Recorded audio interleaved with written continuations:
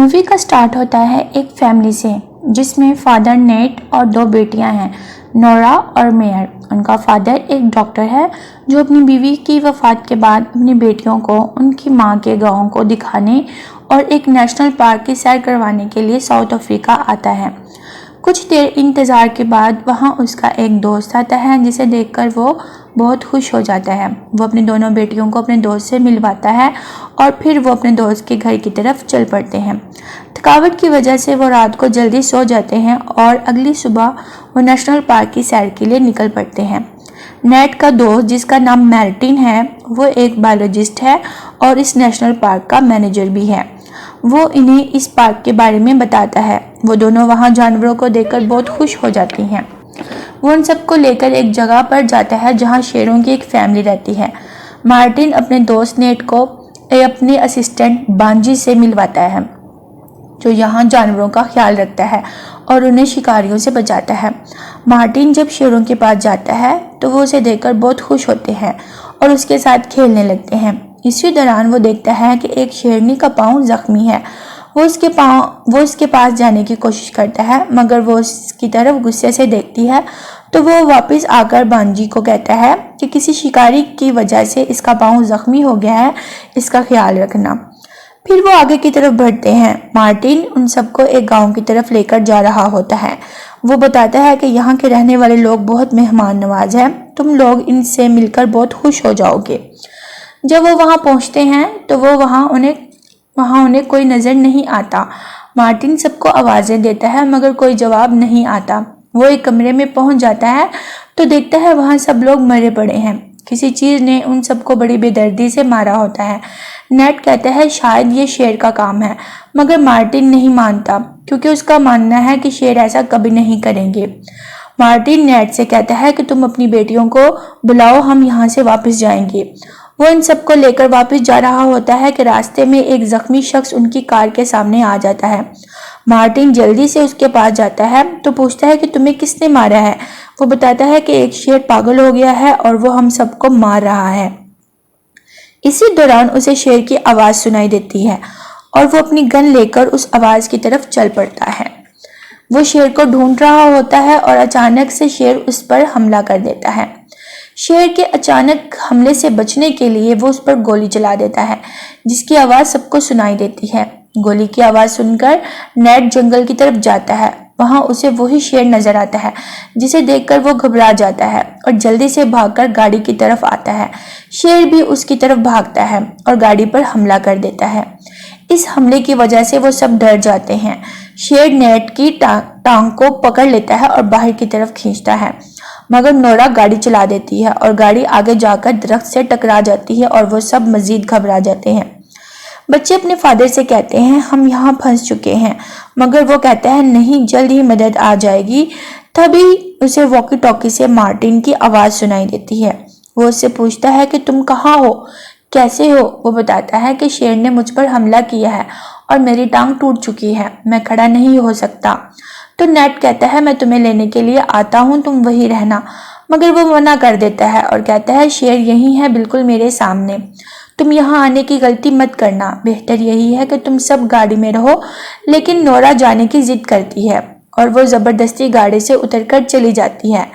Net गाड़ी के ऊपर चढ़ जाता है और उसे सामने पहाड़ी पर शेर नजर आता है। वो गन से उस पर हमला करता है मगर शेर उसे गाड़ी से नीचे गिरा देता है। इससे पहले कि शेर उसे खा जाता वो जल्दी से गाड़ी के नीचे चला जाता है। शेर काफ़ी बड़ा होता है, वो गाड़ी के नीचे नहीं आ सकता। इसी दौरान मेयर शेर को बेहोशी का इंजेक्शन लगा देती है और वो लंगड़ाता हुआ वहां से चला जाता है। नोरा मार्टिन को ढूंढ लेती है और उसे गाड़ी में लेकर आती है। वहाँ नेट उसका इलाज करता है।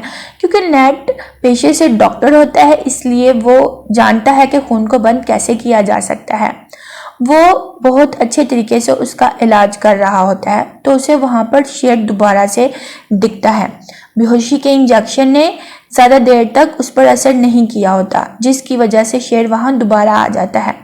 रात हो जाती है और वो सब लोग मुसलसल हेल्प के लिए वॉकी टॉकी पर बात कर रहे होते हैं। نیٹ کہتا ہے ہمارے پاس بہت کم پانی ہے، اس لیے سب اسے احتیاط سے استعمال کریں کیونکہ رات کے ٹائم باہر نکلنا خطرے سے خالی نہیں ہے۔ نیٹ کی دونوں بیٹیاں بہت خوفزدہ ہوتی ہیں اور اپنی ماں کو یاد کرتی ہیں اور رونے لگتی ہیں، جس سے ان کے فادر بھی اپسٹ ہو جاتا ہے۔ مارٹن کو ہوش آ جاتا ہے اور وہ انہیں گاڑی میں ہی رہنے کے لیے کہتا ہے۔ جب تک ہیلپ نہیں آ جاتی ہم سب گاڑی میں ہی رہیں گے، ہم یہاں زیادہ محفوظ ہیں۔ وہ سب گاڑی میں آرام کر رہے ہوتے ہیں تو انہیں کچھ شکاریوں کی آواز سنائی دیتی ہے۔ نیٹ گاڑی سے باہر آتا ہے تو ان سے بات کرتا ہے، کہتا ہے کہ ہمیں مدد کی ضرورت ہے، ہماری گاڑی خراب ہو چکی ہے اور ہمیں گھر جانا ہے، تم لوگ میری مدد کرو گے؟ وہ کہتے ہیں ٹھیک ہے ہم مدد کریں گے مگر ہمیں امریکن ڈالر چاہیے۔ وہ کہتا ہے ٹھیک ہے میں تمہیں دوں گا، مگر وہ جیسے ہی مارٹن کو دیکھتے ہیں تو انہیں غصہ آ جاتا ہے اور وہ لڑنے لگتے ہیں۔ اصل میں مارٹن انہیں شکار کرنے سے منع کرتا ہے، اس لیے وہ اسے اپنا دشمن سمجھتے ہیں۔ ان سب کے شور کی آواز سن کر شیر بھی وہاں آ جاتا ہے اور ان پر حملہ کر دیتا ہے۔ وہ ایک ایک کر کے سب کو مار دیتا ہے۔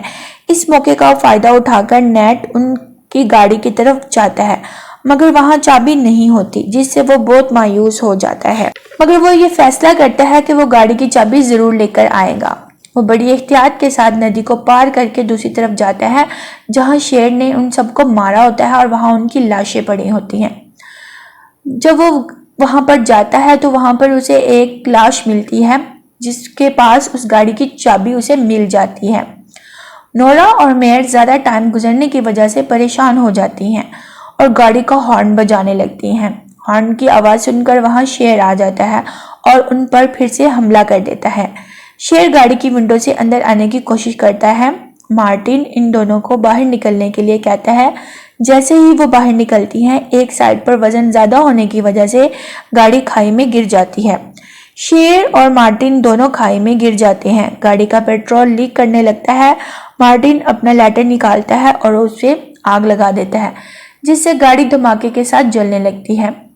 اسی دوران نیٹ بھی آ جاتا ہے اور وہ پوچھتا ہے کہ آگ کیسے لگی تو نورا بتاتی ہے کہ شیر نے ان پر حملہ کر دیا تھا۔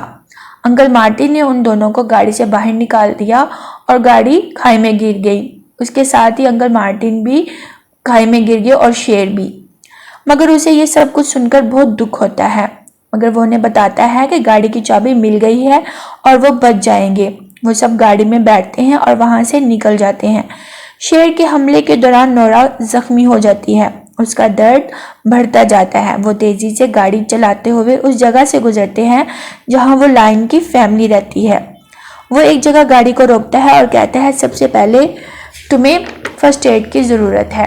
وہ نورا کو لے کر ایک پرانے گھر میں آ جاتے ہیں اور وہاں آواز دیتا ہے کہ کوئی ہے مگر وہاں کوئی نہیں ہوتا۔ نیٹ نورا کے زخموں پر کچھ لگانے کے لیے ڈھونڈتا ہے، اسے وہاں ایک وائن کی بوتل ملتی ہے۔ وہ اس سے اس کے زخم کو صاف کر کے باندھ دیتا ہے جس سے خون بند ہو جاتا ہے اور اسے سکون ملتا ہے۔ وہ ان سے کہتا ہے کہ میں پانی لے کر آتا ہوں، تم لوگ یہیں رہنا، اور وہ وہاں سے چلا جاتا ہے۔ وہ پاگل شیر اس آگ سے بچ جاتا ہے اور ان کے پیچھے یہاں آ جاتا ہے۔ نورا اسے دیکھ لیتی ہے اور وہ دونوں بہنیں چھپ جاتی ہیں۔ نیٹ شیر سے بے خبر وہاں چلا رہا ہوتا ہے اور چیزوں کو ڈھونڈ رہا ہوتا ہے کیونکہ وہ پانی کی تلاش میں وہاں جاتا ہے تو ادھر ادھر دیکھتا ہے کہ کہیں سے اسے پانی مل جائے، لیکن اسے یہ نہیں پتا ہوتا کہ وہاں پر شیر بھی آ چکا ہے۔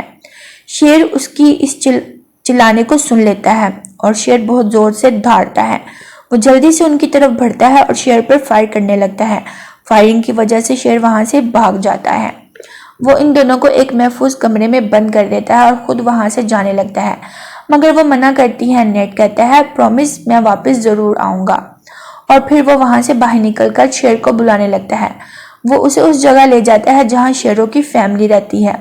شیر پر وہ چاقو سے حملہ کرتا ہے اور شیر اسے کافی گھائل کر دیتا ہے، مگر وہ اپنی ہمت کو نہیں ہارتا۔ جو شیر وہاں رہتے ہیں جب وہ ایک انجان شیر کو وہاں دیکھتے ہیں تو وہ دونوں بھائی اس شیر پر حملہ کر دیتے ہیں، کیونکہ جنگل کا اصول ہے کہ ایک شیر کے علاقے میں دوسرا شیر نہیں آ سکتا، اس لیے وہ دونوں بھائی اس انجان شیر پر حملہ کرتے ہیں اور اسے مار دیتے ہیں۔ اسی طرح نیٹ اس کے حملوں سے بچ جاتا ہے۔ اسی دوران ریسکیو ٹیم بھی آ جاتی ہے اور بانجی اس شیر کو گولی سے مار دیتا ہے۔ نیٹ اپنے خیالوں میں اپنی بیوی سے ملتا ہے کیونکہ نیٹ اپنی بیوی کو بہت مس کرتا ہے، تو اس کے خیالوں میں ہر وقت اس کی بیوی ہی رہتی ہے۔ وہ اپنی بیوی سے ملتا ہے جو اسے کہتی ہے کہ every thing will be okay, تب ہی اس کی آنکھ کھل جاتی ہے اور وہ ہاسپٹل میں خود کو پاتا ہے۔ اس طرح یہ کہانی ختم ہو جاتی ہے۔ Thank you for watching.